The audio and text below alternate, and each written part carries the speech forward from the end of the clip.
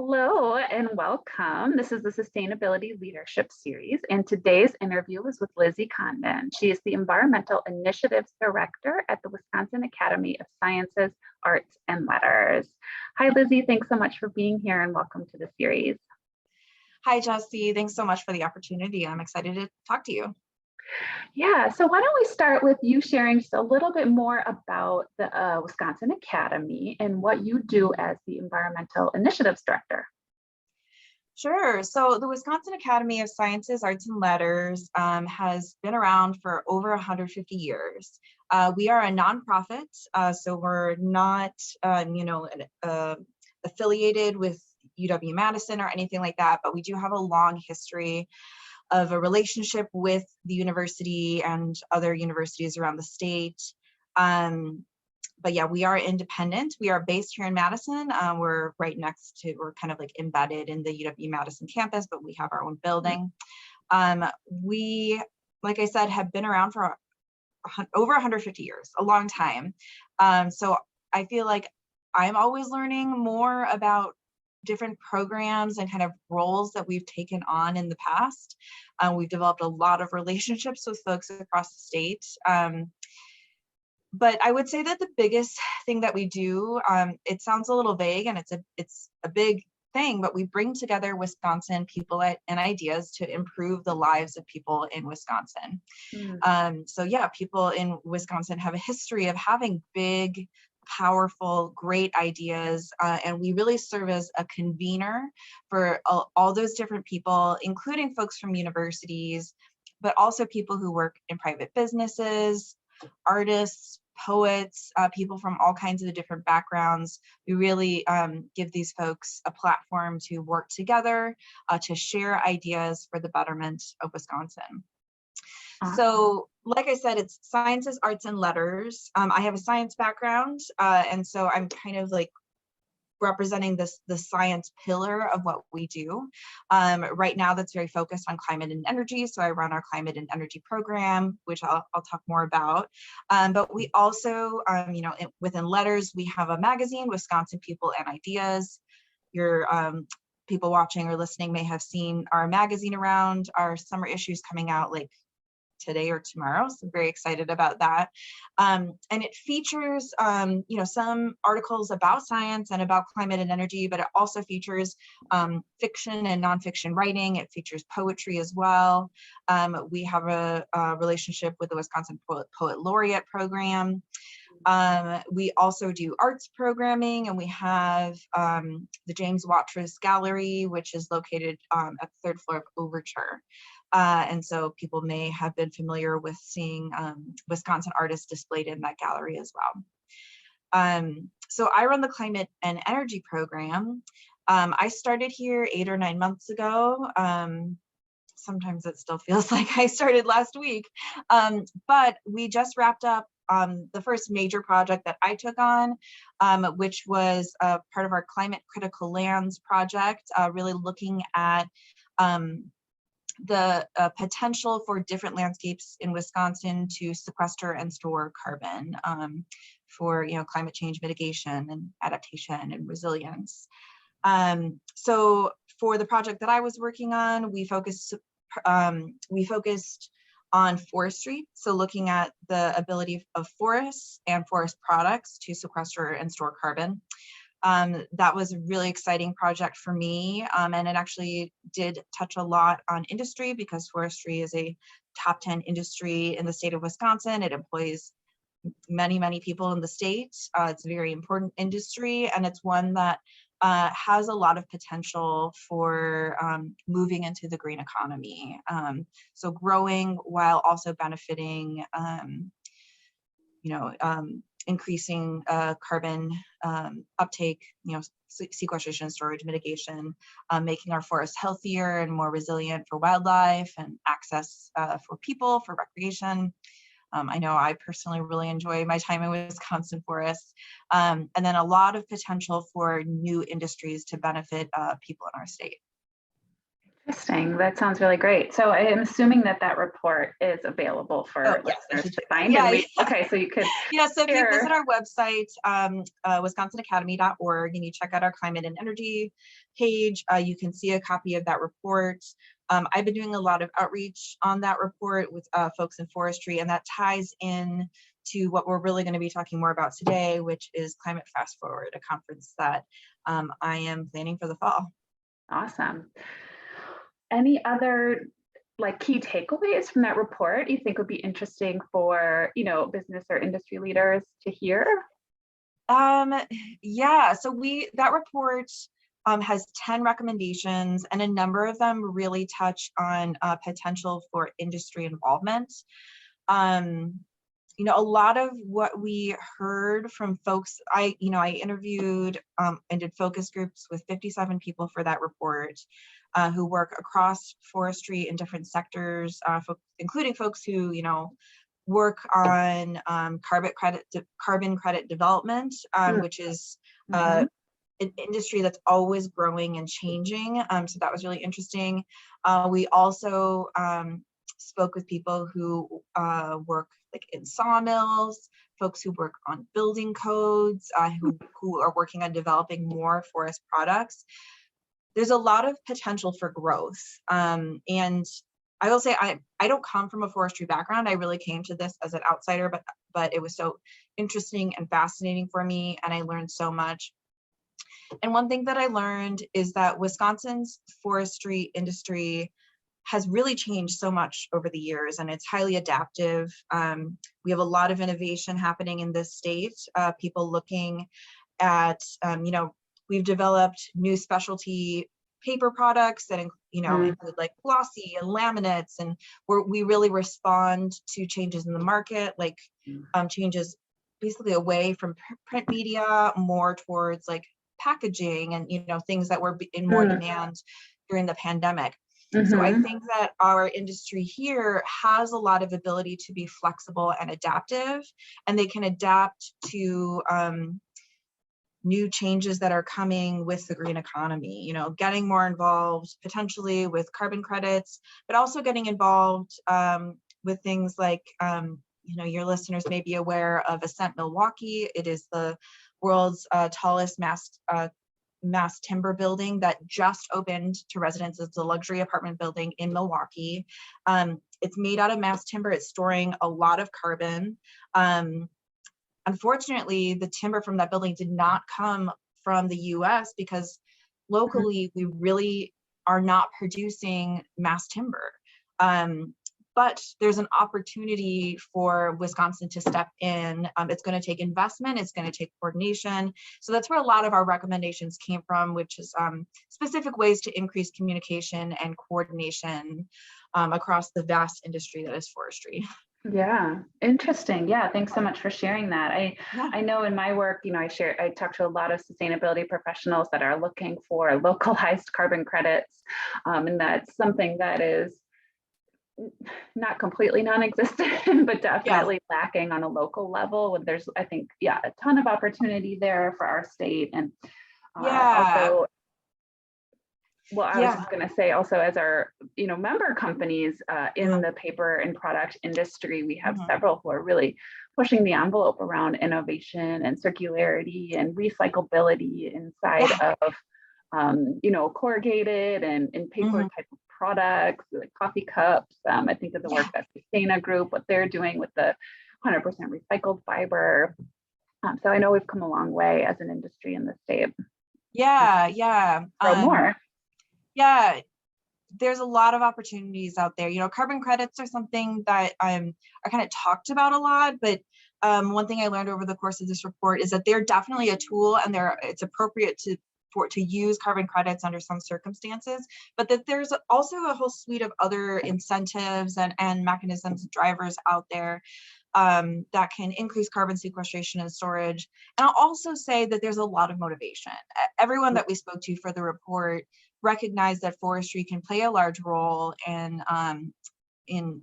climate solutions. They want to be a part of it. They're looking for opportunities to do that. We just need some more investment in some kind of higher level convening, which is a Mhm. role that the Wisconsin Academy can play. Awesome.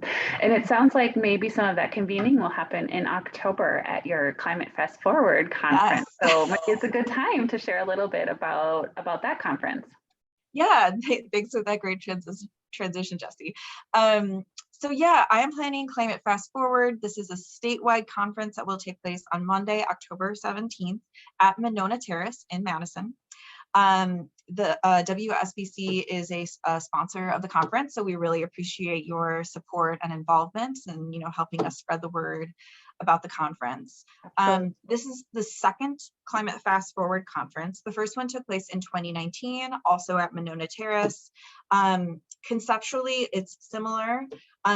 For those of you who are listening or watching, if you've attended conferences in the past, like I have, you're pretty used to going to a conference and sitting and listening, absorbing information from experts, which is great. It's a great opportunity. This conference is a little bit different. The expectations are different. We will have a couple of keynote speakers who we are very excited about. We have Matt Dannenberg, who's the tribal liaison at the Department of Energy. He's based in Milwaukee, but he works for the federal government in DC. And then we also have Dr. Jonathan Foley, who is the director of Project Drawdown. So we're very excited about him as well. So they will get the chance to hear from these nationwide experts in climate change who have really great ties to Wisconsin.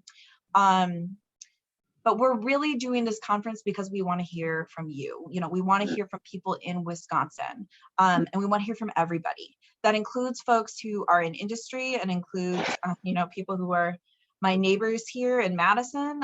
We also are really trying to get to people from other parts of the state who are involved in all different aspects of climate change mitigation, adaptation, and resiliency, climate justice. We have some special programming for tribal nations members and representatives as well.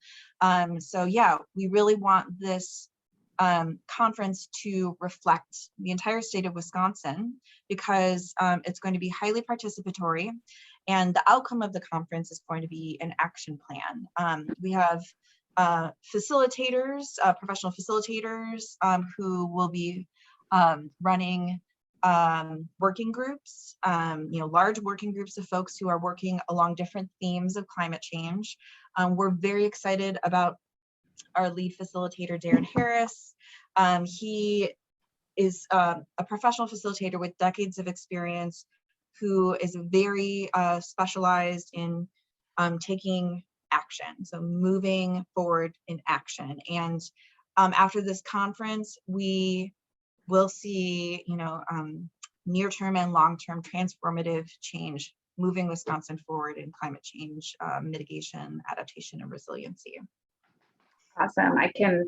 So I attended the first conference, and from an attendee standpoint, can definitely speak to the uniqueness of sort of the structure and how you set up the day to be super interactive. Like you said, hearing from clients, I was a part of a working group that, we were led through a process to come up with ideas and solutions. And then, they took those ideas and solutions and put them into a report/action plan, just like you're planning to do this time. So definitely for listeners who want to have, some say in the solutions for our state, I definitely encourage you to participate in this conference. Absolutely. Really great experience overall, and also just like networking and problem solving and collaboration. It's such a great space for that. So yeah, I'm so glad that you attended in 2019. I'll say I didn't attend in 2019, but that's what I've heard from so many people, and that's the feedback that we got from the conference, that this felt like a really special opportunity to directly contribute your voice. And it's very democratic. Everybody who's coming has a voice, whether you're, a CEO of a large company or you're a high schooler. We're doing a lot of outreach to youth as well, getting, high schoolers through young early career professionals there and involved because this is their future and they're very invested. we are building off of those ideas that like you, Jesse, contributed in 2019. We've seen a lot of those ideas reflected in other statewide climate change plans, like the Governor's Task Force on Climate Change and the Clean Energy Plan, the recent Wiki report that came out. So we are, partnered and networked with all those folks. We just met with folks from state government a couple days ago to talk about it, how the Governor's Task Force on Climate Change will be engaged and involved in this.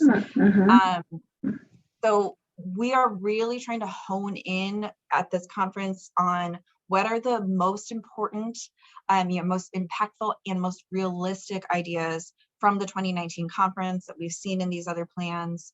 We're really going to hone in on just a small subset of those and focus on how do we move forward on these ideas. And the people that we are engaging on this are leaders from throughout the state.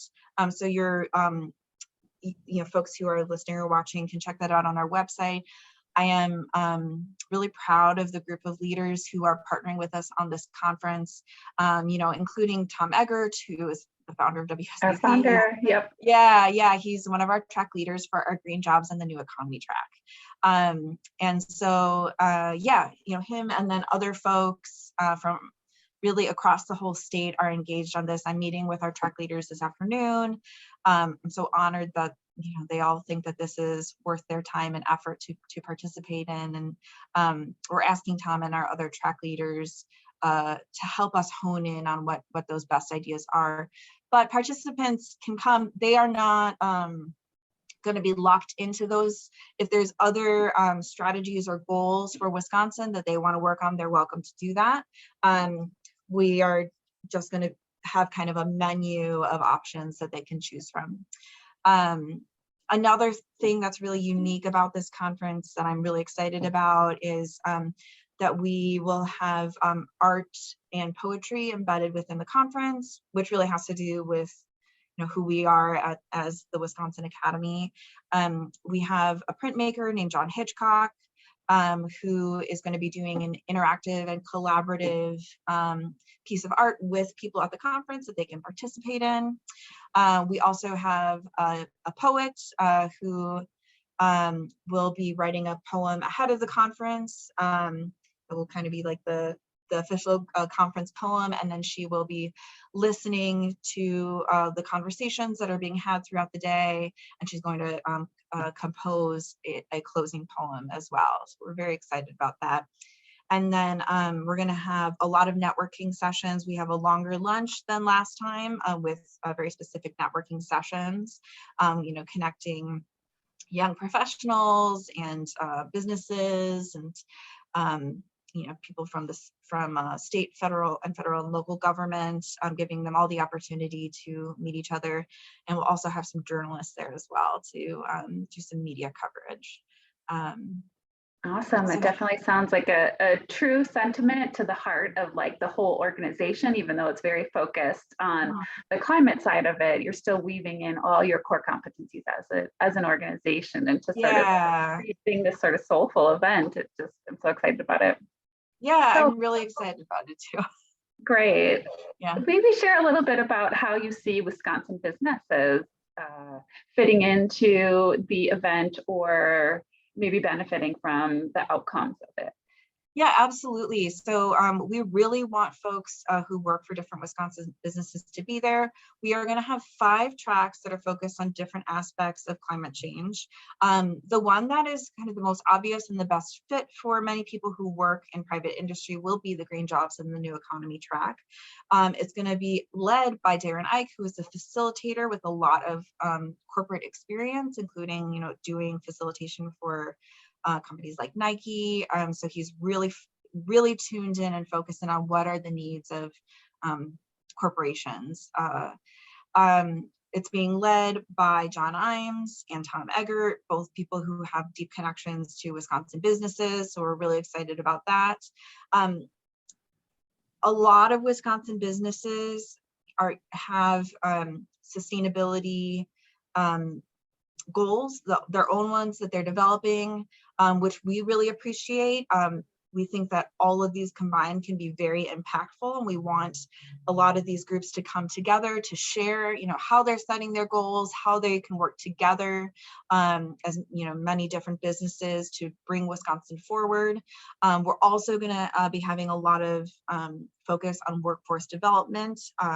As I was saying, with this work I've been doing in forestry, there's some new things that are coming down the pipeline that we need to be prepared for in Wisconsin that can include things like education, training of existing professionals, things like that. It's going to be a great place to make those plans for how we can lift up Wisconsin's workforce, move us all forward together.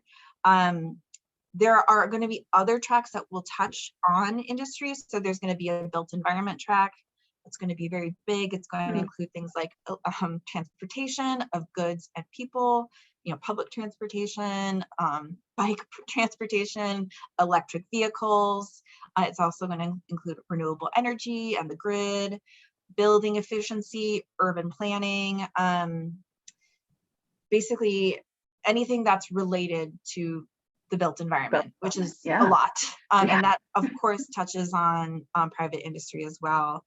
We're also going to have a track on natural and working landscapes. That's going to include agriculture as well as forestry and conservation. So lots of private industries that are involved in those as well. So it may be good for businesses to send multiple representatives so that they can be embedded throughout the conference. We're also going to have a track on climate justice and community resilience. Many private industries and businesses in Wisconsin really support climate justice, and maybe an opportunity for them to learn more and to network with climate justice leaders in Wisconsin.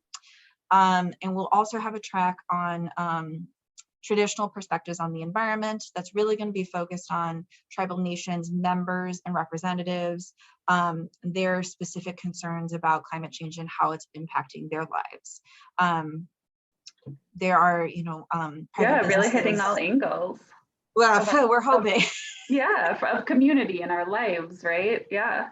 I mean, I can see a place within every single track for private business to play a role. And so we're hoping that we really see folks, from the WSPC network embedded throughout the conference. Yeah, absolutely. Well, for listeners, just as a reminder, it's October 17th, which is a Monday in Madison at Monona Terrace.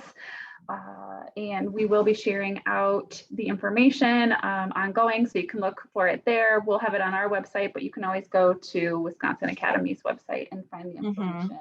Is registration currently open, Lizzie? Yes, registration is currently open. So if you want to learn more how to register and how to become a sponsor, if that's something you're interested in, go to wisconsinacademy.org/CFF. That's Climate Fast Forward. Great.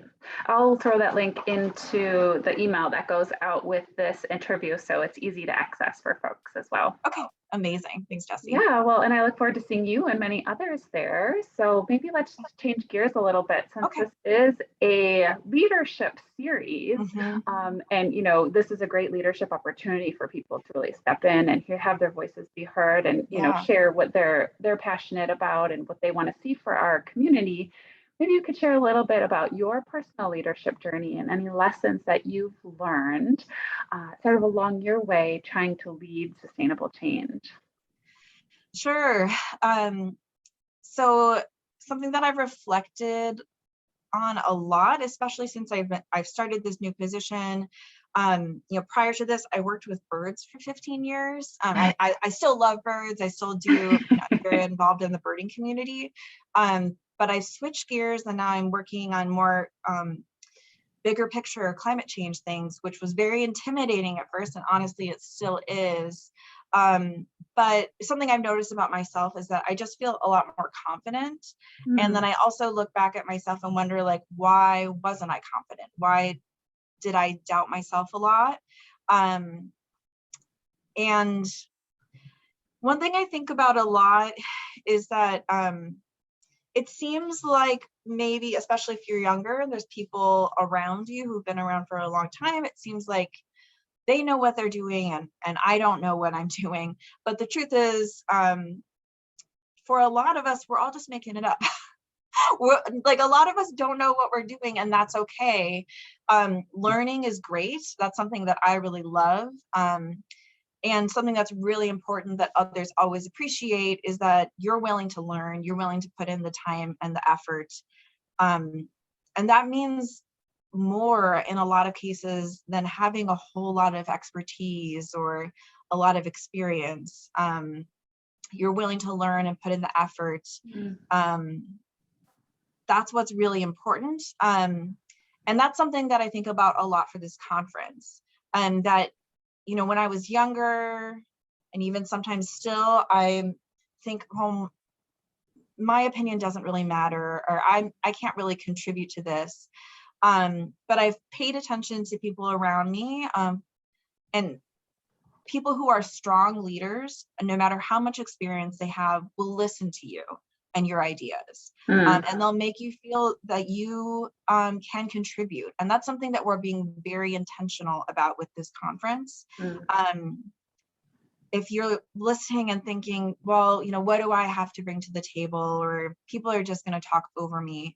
We're really working hard with our facilitators and our track leaders, even with our keynote speakers, everybody who's involved with this conference, so that everybody knows that everyone's voice is important. This is something I actually really appreciate about Erica Monroe Kane. She's my supervisor and the executive director at the Wisconsin Academy. She makes everyone on our staff and really like everyone in all of our networks feel valued and heard. I know that I can tell her what I'm thinking and I can disagree with her. I'm never afraid to tell her what I think.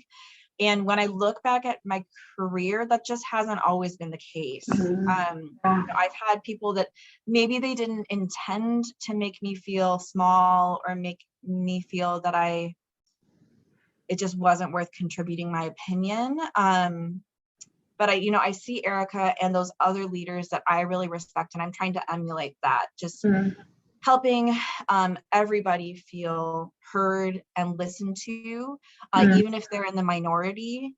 Yeah, that's something that's really important to me as a leader. It's something that I appreciate as a quality in other leaders, and it's something that everyone will see at the conference. Yeah, that's beautiful, Lizzie. I love that. I mean, so I'm hearing like, to value your own voice enough to speak up and be heard, but then also valuing the contribution and the voice of others, right? And understanding that it's okay to disagree, but that to get to a viable solution, sometimes, it takes a little bit more time to work through the challenges of all the voices, but that's what makes that's what gets us to the ultimate best solution.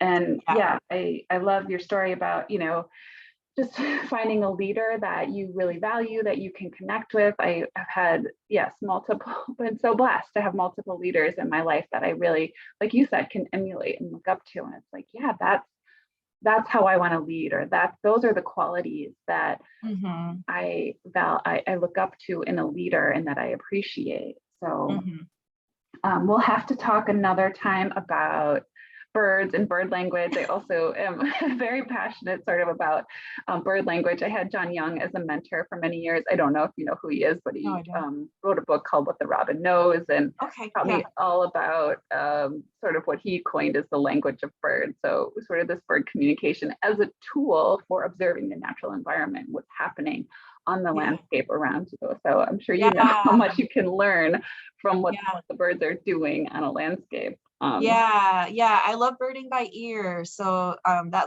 language and the behavior, all of it's fascinating to me, but that's what really pulled me into working with birds. And even though I don't, get paid really to work with birds anymore, I still, I spent the weekend in Sylvania listening to the loons and the eagles and the owls and everything. So anyway.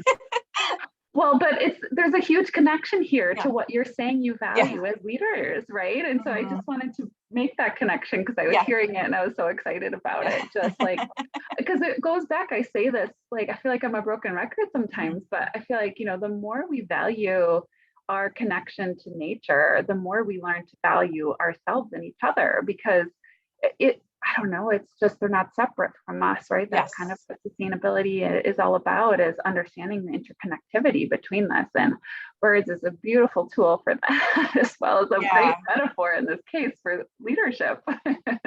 Yeah. So, Yeah. I really agree. yeah. Are there any other qualities you think that really, folks listening to this should consider or embody when trying to make sustainable change? I know we touched on a few here, but I wanted to just ask if you had any others that you thought. Yeah. I think this kind of goes along the same theme, but having empathy and having patience, it can be really hard. We're in a climate emergency, and we don't have time to wait.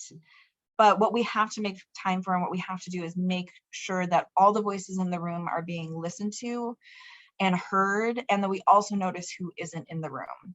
Mm. So, we're being really conscientious about that at this conference in particular.